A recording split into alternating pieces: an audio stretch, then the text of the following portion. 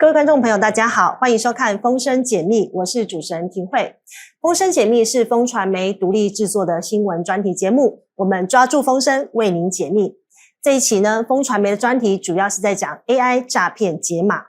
我们这边有一个数据在今年1到4月呢，台湾的诈骗的报案数呢有高达5万件，而且呢财务损失的金额有215亿元这个数字是非常非常惊人的。那随着现在 AI 时代的爆炸式发展呢，其实呢诈骗的整个产业链已经进入到了这个自动化跟所谓的规模化的发展。那这一期呢，风传媒呢将会彻底的带大家来了解所谓的 AI 高科技诈骗，它其中到底是怎么样进行的。而且我们节目上面也邀请了2位特别来宾，一起来带大家呢深度的了解。好，首先在节目开始前，我们先欢迎我们的资深记者新阳。各位听众大家好。以及呢，我们特别邀请到 LeadBest 顾问集团共同创办人志清，欢迎志清。Hello， 大家好，我是志清。好，在节目开始呢，我想要先快速介绍一下志清，因为呢，志清其实现在是数位顾问集团的共同创办人，但是呢，你有一个身份很特别，志清过去是有过这个骇客的一个身份的，对，所以我很好奇是怎么样就是进入到这个产业的，请志清帮我们分享一下。好的，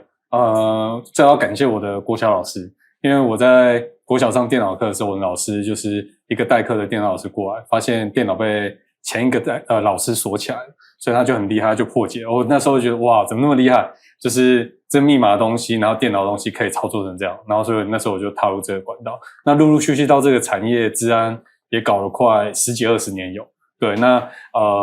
陆续中我就其实在就学期间我就当治安顾问，然后帮政府啊，然后产业，然后制造业，然后科技业，然后做一些治安的顾问。可是做着做着，其实那时候有一个想法，就是如果全世界电脑都联网，如果我控制的电脑是不是就可以控制全世界就小朋友嘛，就觉得很有趣。但是做着做着就发现自己好像都用治安在恐吓大家，就是刚刚主持人说我是骇客，那我们那时候说骇客是我们那时候在做白帽，就是我用骇客的技术去协助产业识别弱点，然后协助它修补，大概是白帽。那这个过程中我就觉得做着做着越来越有倦怠感，就是觉得好像我一直在恐吓大家，你不做可能你电脑会被入侵，很危险。对，所以后来我就看到说有人说建造比破坏困难，所以我就想说是不是我可以做一个很厉害的系统，然后里面没有治安弱点，然后可以做成一些范例给大家参考。那这样或许我们不是在破坏，我们是拿治安在创造，所以就踏进了这个产业，也陆续创办这间公司这间公司就是我们透过数位在协助产业，透过数位创造新的 business model， 然后里面在做数位方案的时候内建 security， 我们叫building security in 这是美国的一个方法论，对，大概这样。所以我过往背景大概是这样。那在这个产业数位跟治安大概从事了应该20-30年有了。哇，非常资深的这个经验，所以我要特别声明现在志清他是所谓的白帽骇客，对，一直都是白帽骇客，所以我们不用打马赛克，对，我们可以直接就是公开大方的展露您的真面目这样子。好，没有错，因为我们其实呢在这次的专题呢，我们有拿到非常珍贵的一个暗网的画面那我其实也想要就是请教一下志清因为当然这个画面是我们匿名提供没有错，可是呢志清因为您在就是这个数位资讯治安业界这么久，那其实呢我们都知道暗网其实它现在已经变成了一个能够在做地下电商的一个交易的管道，对吧？那这样子的一个地下的这个事件呢，它到底是怎么样运作的？它的逻辑是什么？可不可以请志清跟我们分享一下？好，我们现在说暗网最早是传说就是美国国防部想要研发一个网路是有一个足够安全的然后匿名性的这个网路。那他们研发出来以后发现说如果这个网路如果只有自己在用，那全世界不就知道说这个里面的人就是我了吗？那还有什么匿名性可以？所以他们就把这个技术公开了。那这个技术公开也不得了，大家就发现说这个网络技术可以让大家隐藏。那不管是我的网站是隐藏的，我在使用者在春秋网站的时候也是隐藏的。所以陆续发展就有很多的不方便，我们叫我们现在说暗网嘛，那现在的网站我们就叫明网。明网部分有很多不能公开的他们就可以拿到暗网去。那暗网因为保护了使用者存取，那网站你也不知道是谁，所以基本上就会有很多不方便在明网公开的一些商品啊、资讯啊，然后沟通就会在那边发生。懂，所以暗网简单来讲就是明网不能看到的东西，我们就会在暗网有可能被看到。我们这边还有资料，就是它的甚至可以分类出每一个人刷信用卡的一个所谓的刷卡率，或者刷卡金额，或者是它的成功率，这样就可以筛出比较更精准的名单。那这个是不是也成为骇客或者是诈骗集团的一个运用的一个管道？对，就是在暗网里面商家也是讲商誉的，就是我一个商品卖出去，比如说信用卡他们会分等级，有哪些信用卡它的入高，然后哪些是这个卡号成功率比较高，比如说有些信用卡它可能用一下然后就被封控，然后就停下来不能用，那或者是它里面其实已经被警告了所以不能用，所以暗网里面它在商品里面它可能就会分等级，某哪个地方的可以的可靠性比较高，我们就简单讲就叫良率好了。其实它也会分商品，然后它也是维系自己的这个商家的信誉，所以商品大概会这样出。那对于有心人士来讲，如果想要利用然后不透露自己的身份的话，那这就是一个蛮好的管道，因为你一次买是大批的，那你可以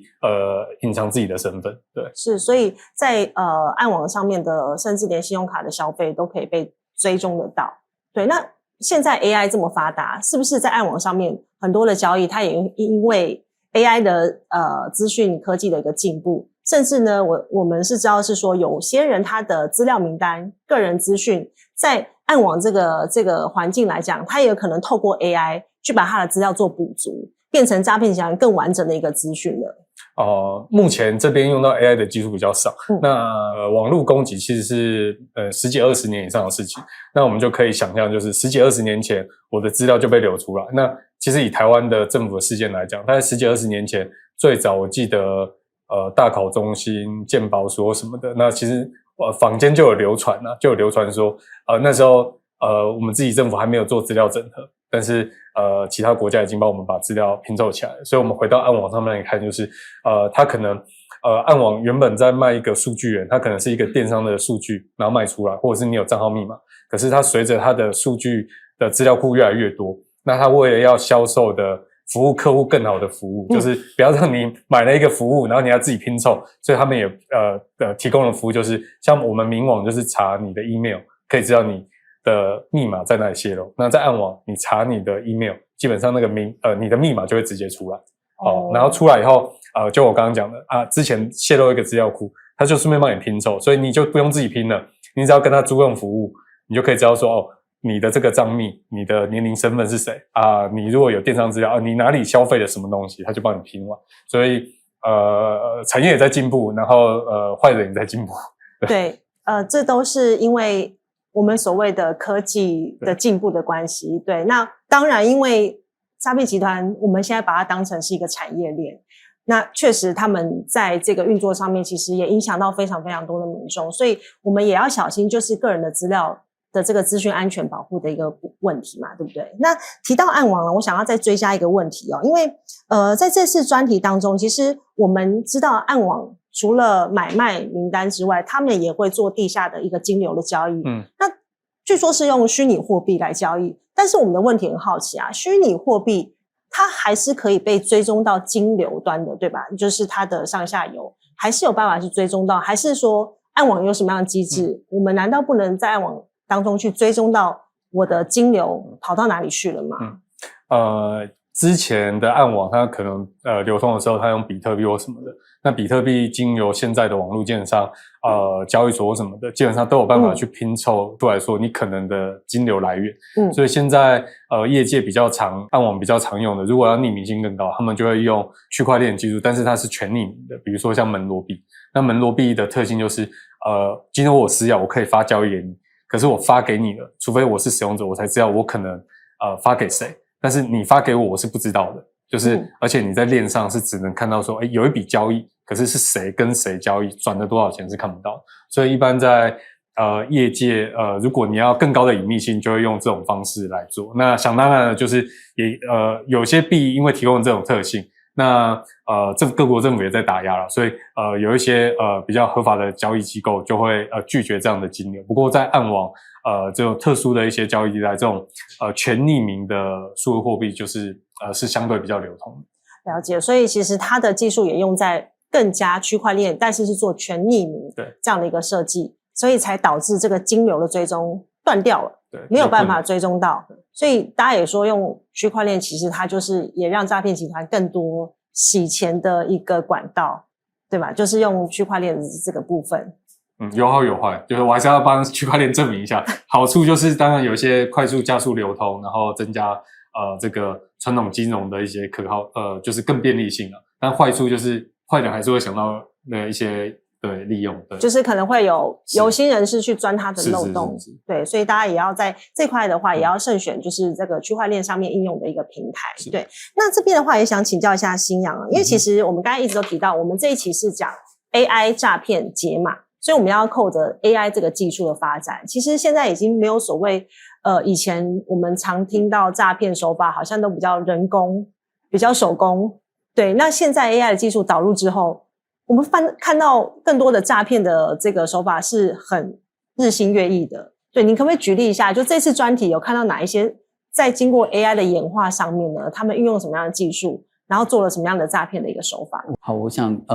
最近最流行应该就是所谓深伪的 AI 深伪的技术嘛。那我不知道大家还记不记得，我们以前可能就是用 PS 就是去 P 一张图上去修改嘛。可是你可以看到说，现在在脸书上面，或是比较常看到一些所谓的影片的名人诈骗的这个部分，就看到说，像我目前就知道说有一些的营养师或是药师，他们就被发觉说，他们没有跟这个莫名来源的厂商，可能保健食品的厂商或是农产品的厂商，他发觉他的影像或是声音就被用了，对，他就急急忙忙去申请。那最近应该蛮多的人都是发生这样的状况。那我想这个就是 AI 在就是深伪方面的一个应用。那另外一个部分的话，就是在那个大家之前常常在做是有关于是话术的这个部分。那我们以前我就会看到说 AI 真的帮助诈骗集团的话术的演进，帮他们找话题很快哦。像前一阵子的妈祖的那个白沙屯妈祖的绕境的部分，就看到很多人就想说，我这边有什么东西要送。对，然后就物资啊，或者是说我要捐什么，欢迎大家我这边留言。对，然后像最近不是股市很热吗？对，然后就会很多老师就会开始讲说，我这边有一档，然后他们就开始做假的那一个投资单，就是我的投资绩效有多好，直接生成一张获利给你看，获利给你，或者说我什么时候就跟你讲过，你当然你第一次看到他，你当然不会知道说他2个月前、3个月前讲什么嘛，他就去生成了一个2-3个月前的假的照片或影片，告诉你讲说，我那时候就跟你讲说，叫你买台积电，叫你买日月光，叫你买什么，你那时候为什么不听？然后你现在我这边又有一个名牌要报给大家，你欢迎来在下面底下留言，我就加我留言之后，我就会跟你讲号码，股号是多少或是什么，不要怀疑，这通常后面全部都接的都是诈骗。所以我们常看到说报名牌，然后呢要追踪我，然后私讯我。那这个其实都有可能落入诈骗集团的陷阱。绝大部分、超大部分都是这样子。是，所以等于说 AI 这个技术，它反而会让很多的诈骗手法，它变成更细腻、更快，然后你没有办法去判断，对这个到底是真的他自己拍的影片，他去代言，还是他是被所谓的深伪的技术让他变成受害者之一。就是说事实上现在可能因为大家的可能没有这样的警觉，但是事实上之前就已经有发生过有人会利用你的你看之前应该我不知道你有没有听过有人家讲说，就是他打电话过来在骗你多讲几句话，他就要你的声模。在事实上现在 AI 科技的话，教我比如说像我们这样讲话讲超过10秒钟就可以把我的声音变成一段，可以就是用我的声模电脑去分析我的声音讲话的频调跟语气，它就可以去模仿我现在的声音大概是7-8成。但是我相信未来我讲的时间越短，它的模仿因为随着技术的进步，我的讲话声音的时间会越短，我的模仿程度会越高，等于它的学习能力也在增加当中， 对不对？这个其实就是 AI 它的本身的逻辑，因为它就是不断的一直在学习，对，在进化累积它的模型。对，只是说被有心人士拿去利用的时候，我们就是要更加小心的去判断，因为有非常多的这个 AI 的一个就是诈骗的场景。对，那包括说我们在这次专题呢，其实有提到就是所谓的购物诈骗，因为我自己有时候也会看 Threads 上面的就是网友，他可能会分享一个情境，不晓得两位有没有看过，就是家里的农产品就是这一季大量的滞销了，那想要帮助家里呢有一些收入，所以呢他真的有附上水果的照片，最近可能是芒果比较多啦，应该是凤梨世家。对，凤梨世家，你看到的是凤梨世家。对，那我觉得这个部分其实一开始我自己本身视角，我会觉得，那我是不是也可以尽一点心力，然后去帮助小农？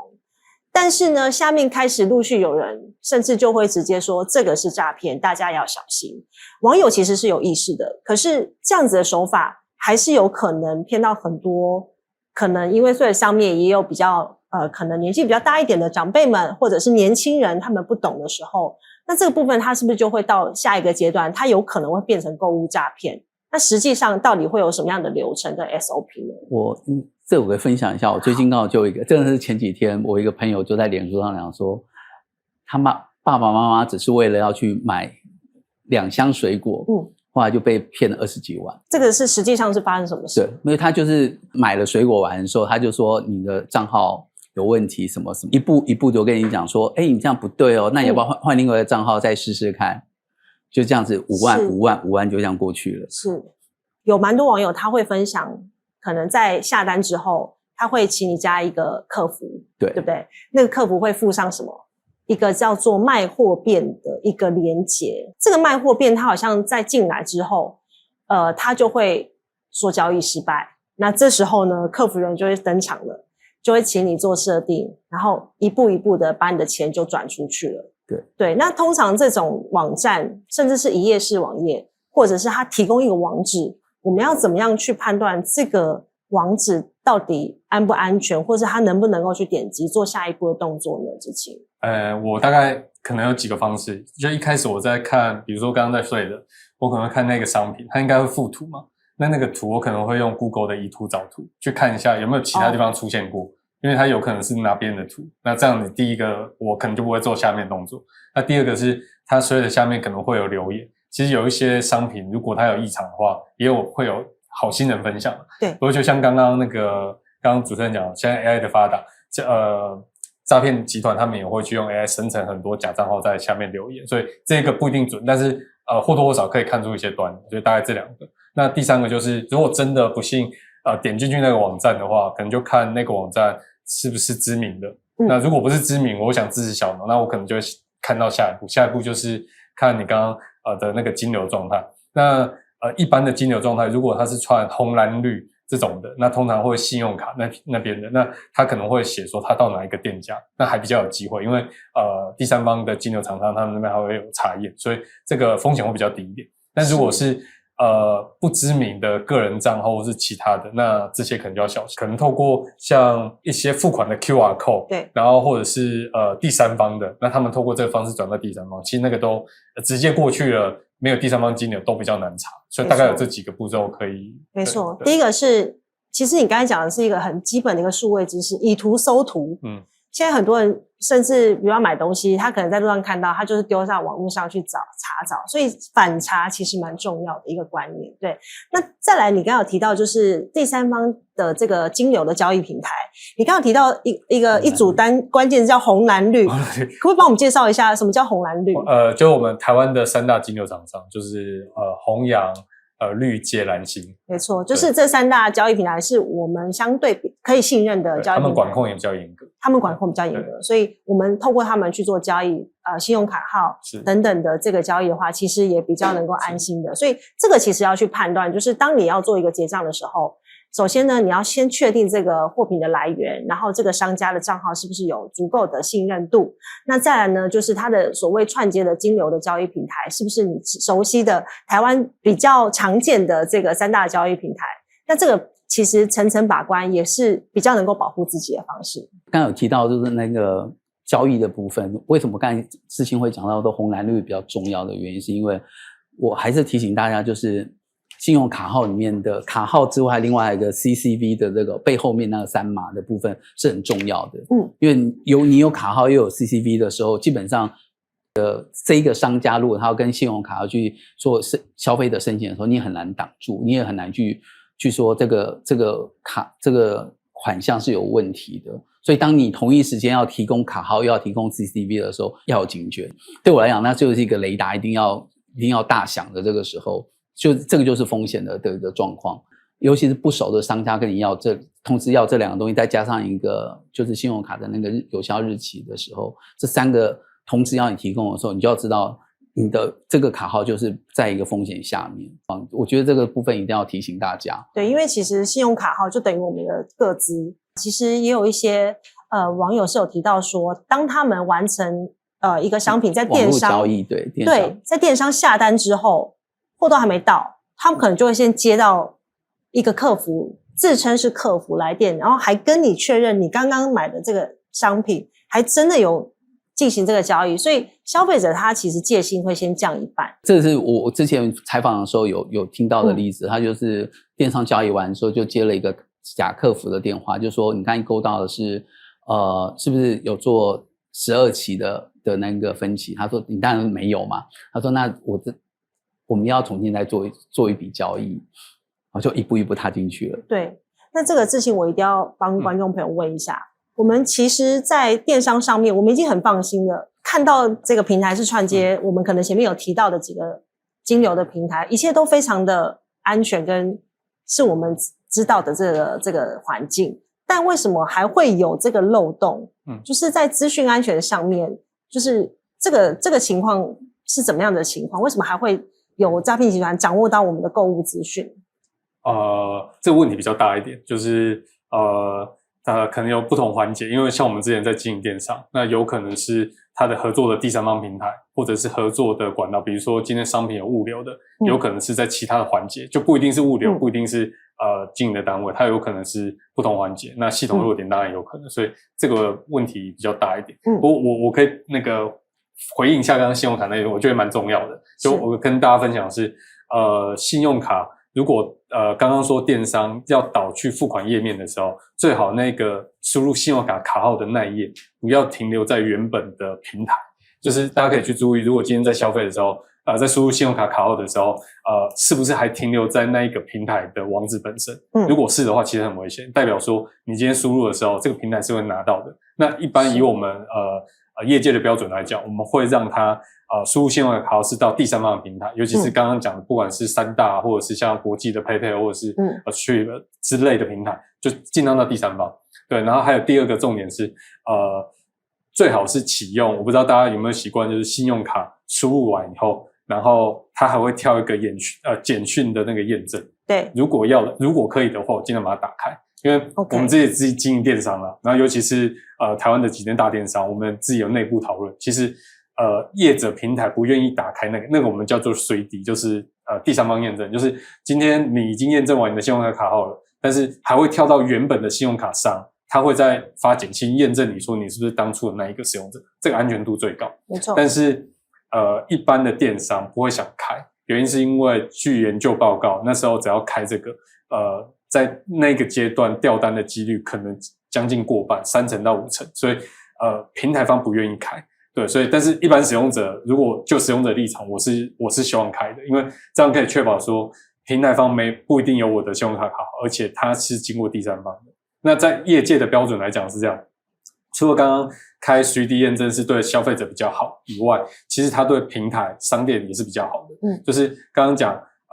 如果今天你是在第三方平台输入卡号跟 CCV 做了交易以后，其实那个店家如果那一笔交易发生问题，是商家要去扛单。我们说扛单账就是到时候那个问题本身有问题的话，是那个交费的那个渠道要去扛那个呆账。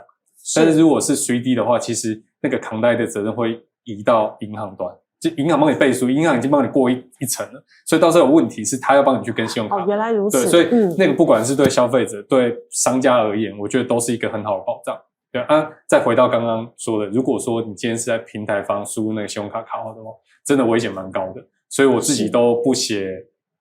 纸本的那个信用卡授权，或者因为太危险了。因为即便平台方有时候，因为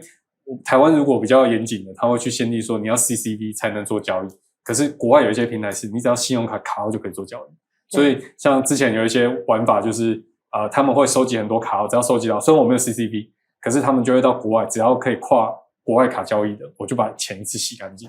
对，所以刚刚这3个就是大概是信用卡的3个等级。那我会比较推荐大家也可以这样子做比较。通常比较严谨的正规的都会走第三方的税率，对消费者对商店都好。对，所以其实在结账的时候啊，大家注意一下，就是是不是有另外一个要输入的验证码。那我们常看到 3D 也就是所谓的 OTP 验证码，它有一串英文加后面有6个数字，对吧？现在普通都是这样的规格。那你就要注意你的简讯是不是要收到之后，然后你去填。那这个就是所谓的双重保证，然后也能够保护商家，也能够更加保护消费者。这个是致新所谓的我们的数位顾问集团的创办人的一个贴心的提醒。好，那再来的话也想请教一下新阳，因为我们这次的专题啊，其实有讨论到一个状况是，其实所谓的诈骗的受害者，他其实可能不晓得他已经在诈骗的这个生态圈这个环节当中了。那甚至呢，诈骗集团不但是诈骗他，还把他榨干了。也就是说，他用各种方式呢，除了把他自己身家这个交出来之外，他还甚至听说还会教他们怎么样再去拿到更多的这个更多的钱，继续骗嘛，继续骗下去。对，这个手法到底是怎么样？应该讲说就是第一个会先骗的就是你身上有的现金跟存款嘛，对，然后再来就是房贷，如果你有就开始一层一层往下变，然后就是让你不断把钱掏出来了嘛。那他尤其是投资的诈骗就容易发生这个状况。那到后来之后，他会希望说你用个人办信贷，那信贷你就看目前有27倍嘛，你27倍完了之后，接下来你不能没办法再用信贷的时候，他就这个时候也希望你能够用融资的方式去做。对，所以就我们这次采访的时候，事实上看到就是有融资的业者，他们就说他们也很担心啊，因为你会到融资的时候，通常已经是条件不好了嘛，或者你个人已经信贷已经过不了了，因为届满的这个状况，那通常那个状况应该就是你的保命钱了。对，就是因为你代表你外面已经有扛了一个27倍你个人的信用的一个的贷款在外面了。那如果这笔钱还被骗走的话，基本上应该会接下来的很多年应该都会非常的辛苦。所以他们就是在提醒说，他们不知道遇到这个状况，就是说，看到说诈骗集团真的很厉害，还帮他们写脚本，因为他们非常清楚知道说这些融资的这些金融机构他们要什么。他们每一关要什么，他们会跟受害的民众讲好说，这个时候你一定要说你是要为自己要做什么，会教他们演戏，教他们怎么样。就通常看碰到很多的案子，就是今天下午会出去，终于会出去了，隔天就说他被诈骗了，因为那个人就不见了。所以其实他也是诈骗的其中一环，但他不知道自己是加入了诈骗集团，他是被诈骗集团操弄的。对，然后一起去联合，再把可能融资业者那边的钱取得他的信用之后，然后再把它取出来交给诈骗集团。对，就是听信的诈骗集团跟他讲说，你一定要听我的话，不然他不会借你钱。还等于是教受害者去如何去骗融资的公司，然后他真的骗到了，基本上因为上面你还是受害者本人嘛，所以他就真的是可能最后面可以翻本的那个钱都不见了。那真的大家真的要小心，还有这样子的一个手法。对，那另外其实也想问一下致新，就是因为我们刚才讲到很多我们需要小心跟注意保护自己的地方，那其实业者也在努力当中，因为我们知道是说有些业者他也在引进了很多的一个所谓的防诈或防伪的技术， AI 的这个防伪技术。对，那实际上目前现在推动或者是普及率到底是怎么样？我最早知道应该是5-6年前的时候，其实美国的政府跟几间 Meta 他们就有在研发，就是现在还没有到这么成熟，就有在做这件事情。那但是我觉得还有努力空间啊。我觉得技术上面一定有办法侦测，可是怎么侦测不影响到正常的交易，就是只有就是有问题的交易才去挡。那我觉得他们一直在调整这边的这个法子，那这个法子看起来民众不是那么满意，尤其最近不管是正常的正常的也被影响，然后不正常的还是有出来嘛，所以我觉得对他们还是有努力的空间。对，因为其实我们聊到的是关于很多民众是因为在 Facebook 上面，刚才讲 Meta 其实就是 Facebook， 在上面其实透过 Facebook 广告，因为他们诈骗集团也会下广告，那他可能就是因为这样，然后就受骗上当了。那我们自己看到，我们就要懂得去辨识这个广告它背后是不是所谓的诈骗的一页式网站，这个也有可能比较高几率是诈骗的这个一个技术之一。所以我们也期待是说，像我们很常使用的大型的这样子的一个平台，比方说 Meta 或者是 Google， 那它未来其实能够更加的去帮助我们网友这边做一个把关。好，那我们其实在这次的专题呢，我们有特别访问了我们的读者，很多读者呢提出他们对于就是诈骗，特别是 AI 诈骗的一个疑惑。那我也想要挑几个题目呢来请教一下两位。好，那我首先邀请志勤。好，因为其实读者有提到说啊，现在呢，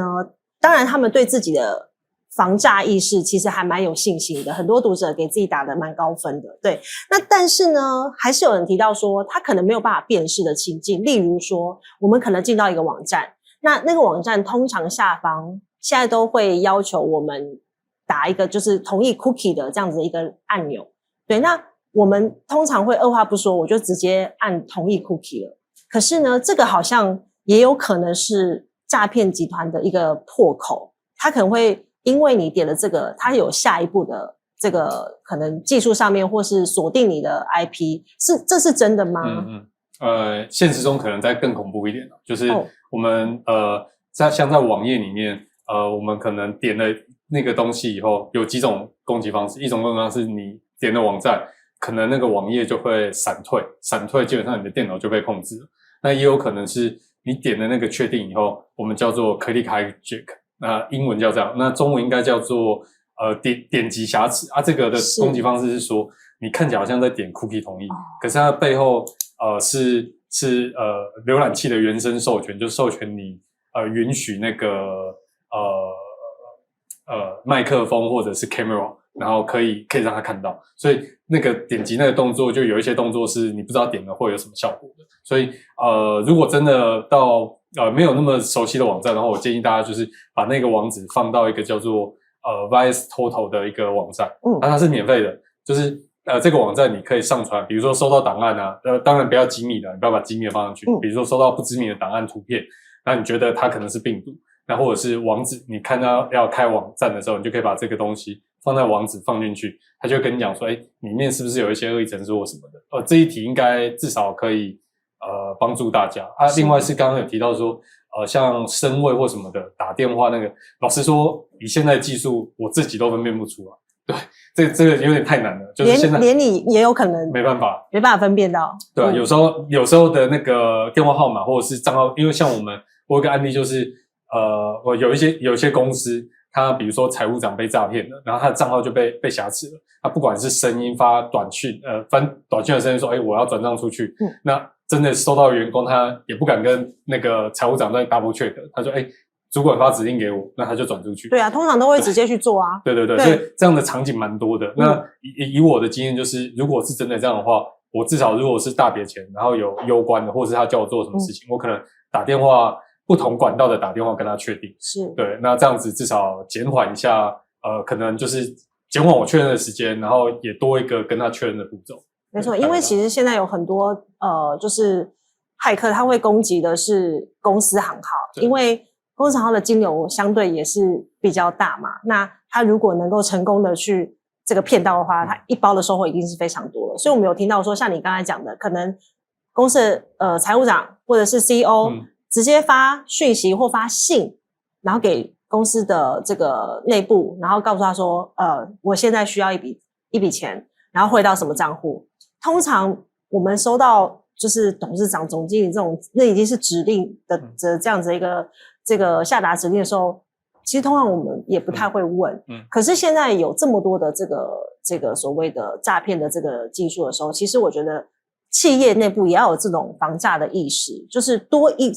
问，其实多保障，就是你不要太害怕说好像做了这个确认之后可能会被骂，会被责怪这个效率不周，其实我觉得你是在保护自己，也保护公司。对，所以大家一定要注意。还有一个情境哦，就是这边也要请教志清，就是有时候我们自己逛网站的时候，它不会一下子就进到这个网站本身，它可能会出现一页叫做这个网站可能是不安全的网站，那你还要进入吗？对不对？就是我们有时候会收到这个，那这个通常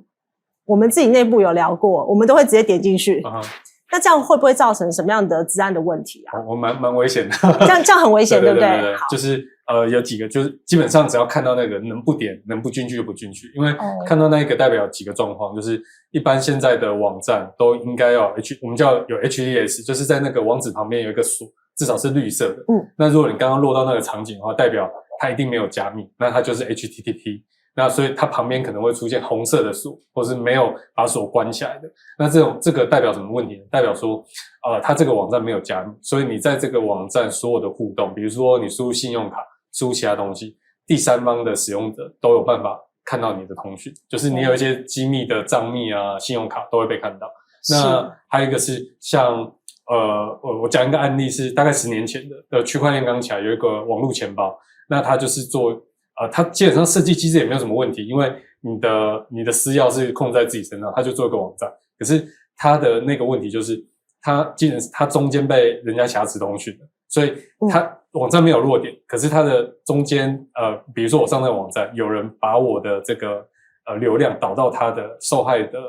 就是一个有恶意的一个网站，然后去那边操作，那我操作在上面转的金钱就被转走。对，那这个第一个讯号就是它如果被挟持，以现在浏览器就会出现你刚刚那件事情，不一定是它原本就没加密，有可能是你中间已经被挟持走了啊，这时候你还点进去继续操作，那如果你用银行的钱呢，就是被转走，所以这个是蛮危险的。所以大家一定要小心，就是有出现到这个画面的时候，就是你要么就是不要进去，那你一定得信说，你先一样就是用任何的资讯去确认这个网站是否安全，然后也可以看到右上角有没有这个绿色的锁头。对吧，志清？对，好，我们一起来提升这个防诈意识。对，那其实我也想要帮读者问一题哦，就是这题可能要请夕阳哥帮忙一下，就是因为其实我们讲的都是我们自己民众要小心，可是我们也很需要政府来协助啊。其实政府我知道也有很多的这个政策是在推动打诈、反诈骗的意识的提升，可是其实大家最想问的是，为什么诈骗集团啊每次都是抓车手，然后抓了车手之后呢，就直接抓了又放。然后抓了又放，那不断的一直在重复这样子一个生态。对，那其实政府它实际上还可以再多做什么？还是说为什么我们一直没有办法去循线的往上游这边一举去突破这个诈骗集团？好，这个时候真的不太想帮，我们当然都会期待有一个大有为的政府啦，对，但是我觉得这有时候大家去想一下，有权利跟义务的一个平衡。那可能大家不知道，我们在一个民主、法治、自由的国家，是，所以这让我们这次在采访的时候，就是有官员，调查局的官员就跟我们讲说，事实上他们最大的一个问题是，我们拥有秘密通讯的自由，所以呢，没有任何的原因的时候，他们是没办法，就政府是没办法来监听我们的通话内容的。那这个一个状况就是，这会造成说，你要变成诈骗成案的那个同时的时候，你才有资格可以去监听说，谁打电话给你，你们两个电话里面到底讲了些什么，他就变成说你要有犯罪事实之后，你才有办法做监听。那我觉得这个东西，所以说这个就是没办法，就是自由跟你享受的这个自由，相对的有另外一个的风险，就是在这边是说，他就想说，我们也很想去帮。比如说有一些族群的容易被骗的族群的相貌是可以被想你想说我觉得我奶奶容易被骗啊，我谁容易被骗，可是我没有理由，没办法去监听他的状况嘛。那调查局官员讲说，真的要帮他们喊冤一下，他说他真的很想去监听这些东西，但是法规上就是不允许。那另外一个东西也回到我们今天的另外一个主题，叫做 AI 的应用。那事实上科技的应用会让你要想，我们之前的通讯没有人跟人之间通讯没有这么的多。对。那 AI 现在可以透过 AI 跟这些科技工具的状况，比如说它可以用，你看一次用程式就可以发可能上百通的 LINE 的电话号码，等等，那就变成说科技的进步、技术的进步，让你的这个频率，而且让他们这些诈骗集团的试错成本变低了。我们以前可能要一通一通打电话，现在全部用 AI 下去打，用程式下去打电话啊。对，所以这造成他们的成本也降低。可是我们对于我们的一个实际的感受就是，你说你帮我们挡了多少篇，可是我这边我听到就是。以我个人来讲，我可能就是我以前可能一个月只要接到一次电话，我就觉得有诈骗。我这样可能是2-3天就接到一次啊。对，可是我觉得我也跟大家分享一下，我有装了那个电信公司的一个防诈的 APP， 我每个月他就跟我讲说他帮我挡掉了几通。是，我自己都会吓一跳，说我已经觉得我个人已经很注意我的电话号码，我也甚至我想说，居然还会有诈骗的电话，会有就是电信公司跟电信业者会帮我挡掉。那我觉得，还是我觉得这次采访让我见到，就是让我真的看到，就是说诈骗集团是攻击的是你的人性，技术不断的进步，但是我觉得我们对于这些基本的人性的防护的时候，我们真的，我觉得只能自己小心再小心。对，因为有时候你可能就相信了人性，你觉得对方需要帮忙，你觉得对方可能跟你展示友好，对，那甚至呢，大家可能也会听过所谓的爱情诈骗，对，那爱情诈骗其实也是很层出不穷嘛。我们听到的案例可能就是他可能有把这个账户转给对方，或者是对方呢需要他的账户转了一笔钱进来，结果可能你就变共犯，对，你就变成共犯，你就可能就要开始去开庭啊，或者是你要想办法证明自己不是诈骗集团。这个其实对一般的民众来说是很困难的事情。我要怎么证明我没有做的事情？对，那这个就是要非常的小心。就是当你的账户，再次强调，你的账户、你的信用卡都是你的个人资料，不要轻易的就是借给别人，或者是轻易的去泄露任何的这样的一个资讯。对，不然你有可能就变成他们的共犯了。然后我记得这个是那个调查局的官员跟我讲，他说没有什么事情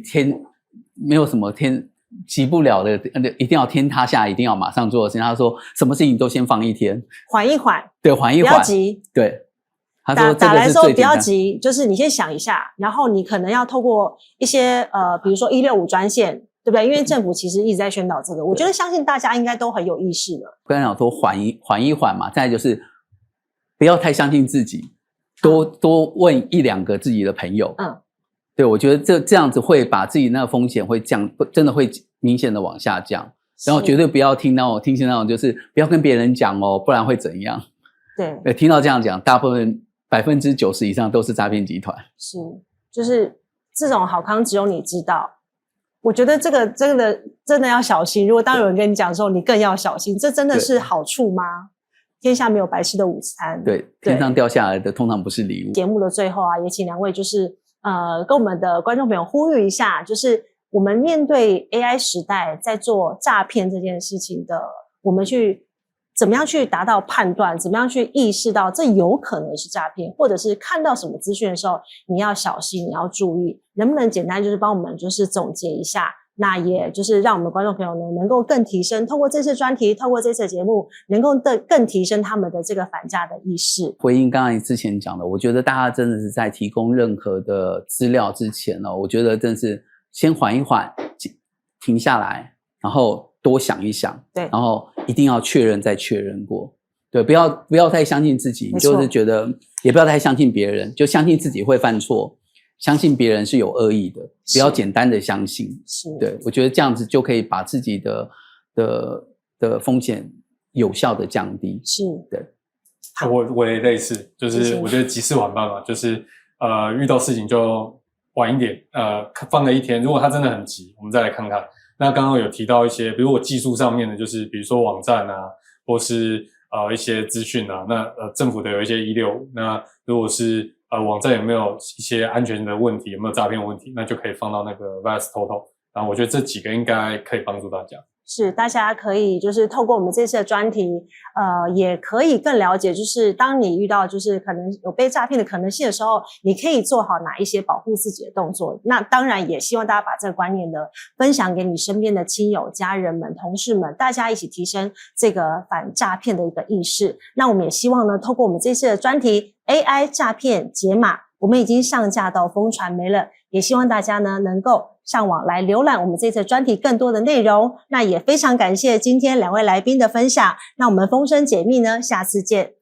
想看更多内容，欢迎点击下方资讯栏连结，加入 VIP， 首月只要0元，就可以让你第一手掌握更多独家内幕报道哦。